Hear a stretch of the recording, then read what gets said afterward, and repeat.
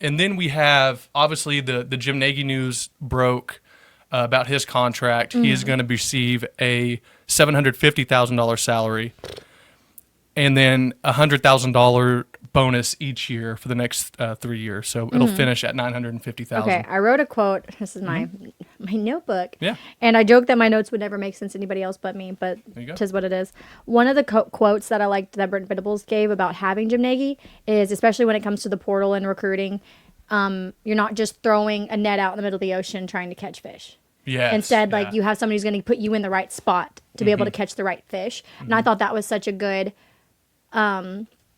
analogy, metaphor, whatever it is, whichever figure of speech you would like, because it makes sense. Because he said also too, instead of us having to focus on coaching, focus on recruiting, now he's focusing basically on recruiting 24/7, right? While we can focus more on the coaching side. Brilliant. Like, I'm sure that's that's just the way it's going to go. But I thought that casting a net into the ocean versus like getting in a designated spot was such a good way to look at it, because there are hundreds of athletes out there, and you got to find the right ones.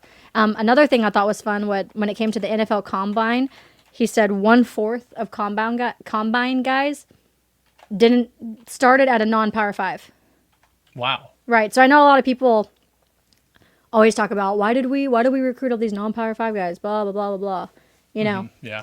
And I thought, I'm sure he's heard that too, which is why he wanted to throw out that statistic that like 25% of guys who get invited to the combine, which is a chunk, did not start at a Power 5. So it shows that there is talent out there, whether or not you didn't make the grades or you didn't just get the looks that you're wanting, or maybe you just went to a small school and you just didn't get looks. There's only so many scholarships on top of that. I remember when I was going through high school, they talked about there was like 300 scholarships for thousands of athletes for women's basketball. Essentially, it was like something small like that.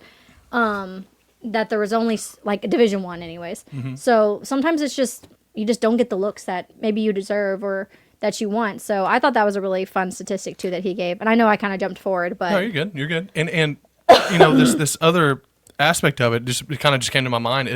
It should be a motivator for better academic performance from kids. Because how many of those scholars, say a school is saying, hey, we don't have a athletic scholarship to bring you here. We have a roster spot, but we just don't have them. If you have the academics, you can make up for that with academic scholarships from the school. So, it's just more motivation. It should be more motivation. It's just another. And here's the thing, that's realistic. Because yeah, for sure.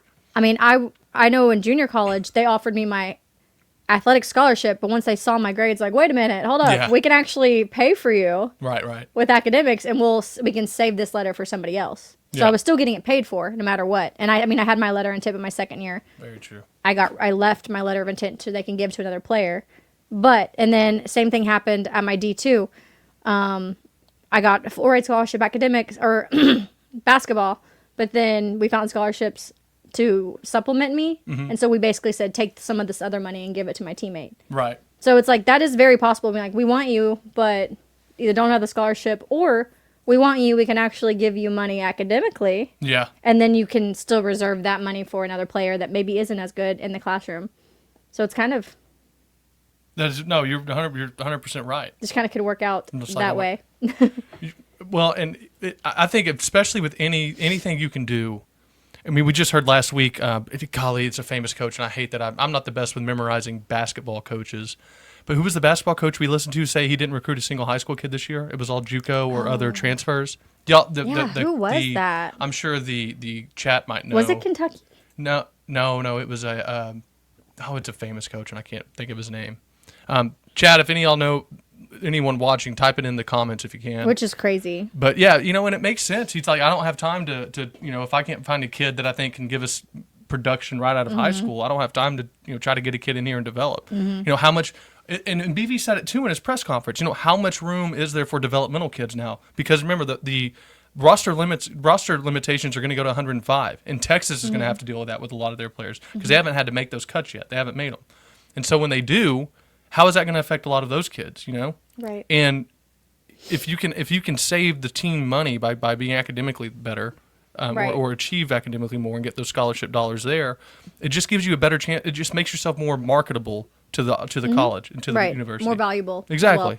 And that's one thing I liked about Brent Venables, that he seems to really push academic excellence, because remember they have like those dinners for guys that have above like a 3.5 GPA or 3 GPA. I don't know. 3, yeah. Or I think they have like different levels even. But to me, like that's fantastic because at the end of the day, that is what you are there for. Right. Is to get an education because what is it? 1%, less than 1% of you are actually going to go pro. But the other 99% of you are going to go out into the career force, and you want to set yourself up for not for failure. Don't set yourself up for failure. You want to set yourself up for success. 100%. And so that starts in the classroom. You want to be learning, you want to be growing. And so I love that that's been an emphasis for Brent Venables and his program.